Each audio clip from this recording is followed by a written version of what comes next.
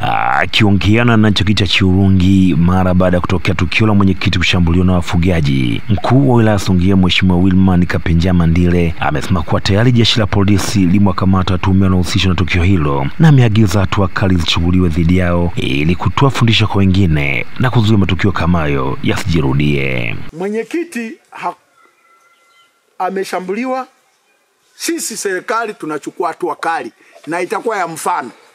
Na hao waliofanya hilo jambo watasimulia mpaka wajukuu zao, watawaambia kwamba kuchukua sheria mkononi si tu kumpiga mwenyekiti, kumpiga mtu yeyote ni kosa kubwa. Maana wamempiga daktari, wamempiga damu zikatoka ndani zikaharibu kabisa, na anapokuwa kwenye ICU hawa msiwaachie haraka kabla hatujawapeleka mahakamani. Dhamana yao muitizame vizuri sana kama kuna haja ya kuwapa dhamana. Maana sija kafa mwenyekiti wetu. Hawa wanaochukua sheria mkononi wanakosea sana, kwa sababu kijiji hiki hakina eneo la kuchungia mifugo.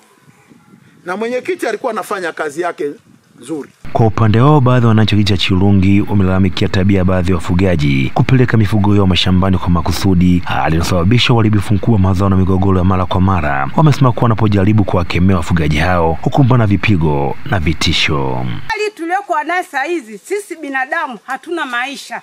Heli ya homa kuliko hali ya Wasukuma saa hizi. Hatuna nini? Maisha. Tunakufa bila dawa mdomoni wala uji. Kwa ajili ya nini? Wafugaji. Kwa kweli Wasukuma saa hizi sisi tumeshakabidhi roho zetu kwa Wasukuma wanachotufanyia. Nimelima bustani yangu ya mboga. Wasukuma wanafika pale, yani wanalisha na mwenyewe unaona. Ukiwauliza wanakuletea ukali, wanakuambia ngoa mboga yako ya alizi ya Mungu, wewe mbona unaikanyaga, maneno mengi. Kwa hivi hata miogo yangu heka moja yetu amevuruga, julikani nimepanda mwaka jana. Huyu mwenyekiti safari hii ya pili kupigwa. Mwaka jana alipigwa, mwaka huu amepigwa. Kwa hiyo tunaomba serikali hawa jamaa iwatengee sehemu ya kuishi. Wapo jirani na vijiji. Sasa sisi hatuna raha.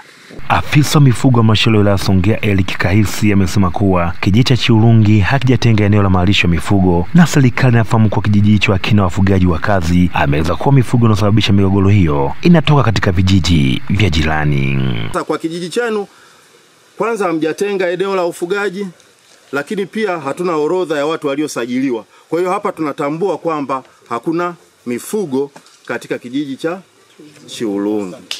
Katika kata hii limetengwa eneo la ukubwa wa ekari 3,300 katika kijiji cha Litoa. Kwa hiyo tuna changamoto mnazozipata, maana yake ni wale wanaotoroka kule kwenye maeneo tengwa kuja huku. Kutoka Songea mkoani Ruvuma, Newton Ndenda.